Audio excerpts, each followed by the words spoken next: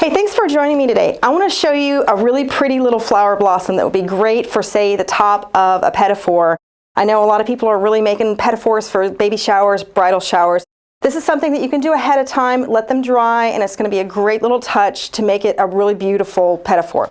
Let me show you first how to mix up the royal icing, and then we'll get to the business of making the flowers.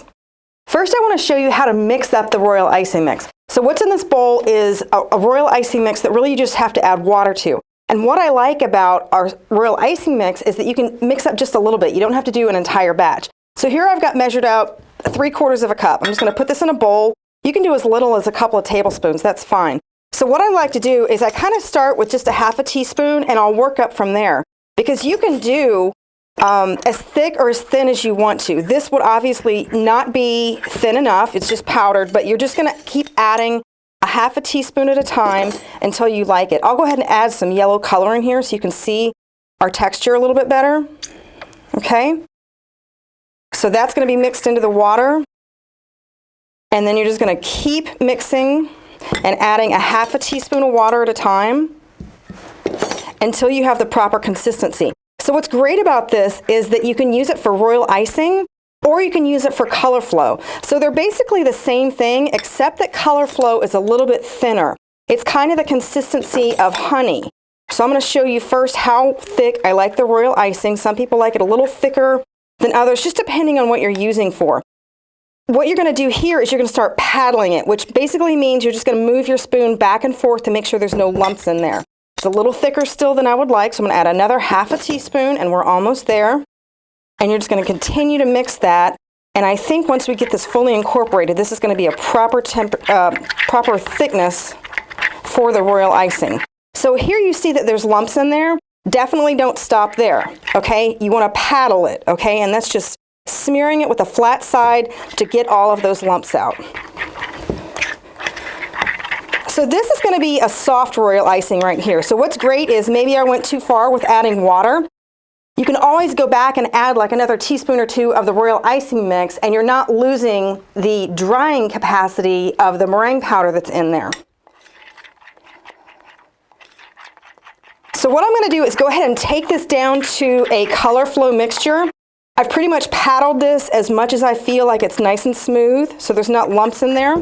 And I'm going to go ahead and add one more half teaspoon of water. And that's going to take it down to the color flow consistency that I want.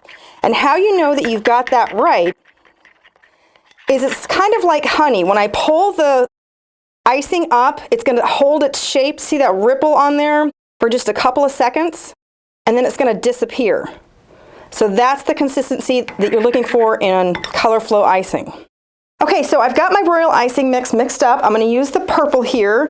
And I'm using a tip 224. It's basically a tip that has a little post in the center of it that has an actual center to the flower. It really makes it easy to pipe. You don't have to do each individual petal. So all I'm going to do is have the tip straight up and down, and I'm going to let the icing come out, and then I'm going to push down while I finish piping. So again, I'm about a 1/4 inch away from the surface, piping. And then as I finish my pressure, I'm just going to push down, and that kind of accentuates that center. And you can see how quick these can go.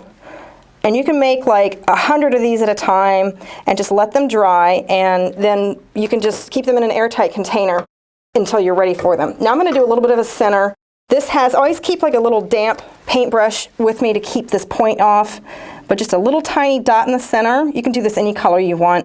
If you have like a little boy shower or a little girl shower or a bridal shower, you can certainly do any color that is appropriate for the theme. So with the damp paintbrush, I'm just going to knock down that point. And that makes it a little bit more of a professional finish. Now real quickly, I want to show you also a leaf tip. This is a tip 352. It looks kind of like a bird's beak. And there's another leaf too. But this is one I really like because you can do like a little bit of a pull. So all I'm going to do is just pipe and pull once. And it has a nice tiny little accentuation to a little blossom like this. Now, I like to pipe these separately. You could certainly pipe this with it, but when you pipe it separately like this, it gives you a little bit of option to kind of make it coming up at an angle off the surface of the item that you're eating. So if you want to do it a little bit of a longer leaf, you could certainly pump and then pull. So it's a pipe, push, push, and then let it come to a peak. You could also do a little bit of a longer one. But any of these in the royal icing, if you just let them dry and then you put them onto the item that you're going to be eating, it really gives it a great finished look. So that's just a really easy, kind of realistic looking, delicate flower blossom that's great as an accentuating touch to a tiny little thing. If it's a little cake, a little tea cake, or a cookie, or maybe you could fill a little basket full of cookies for Easter with little blossoms. Really looks great on a pet of 4 too. That's just the tip 224, and just having that single tip that does the flower for you really makes easy work of it. And again, for the flower, for the leaf tip, it's a 352. And just let these dry, make 100 of them, 200 at a time when you don't have a project, and they're going to be ready to use and pop onto a project to finish it off at the last minute. That's how easy it is. Thanks for watching.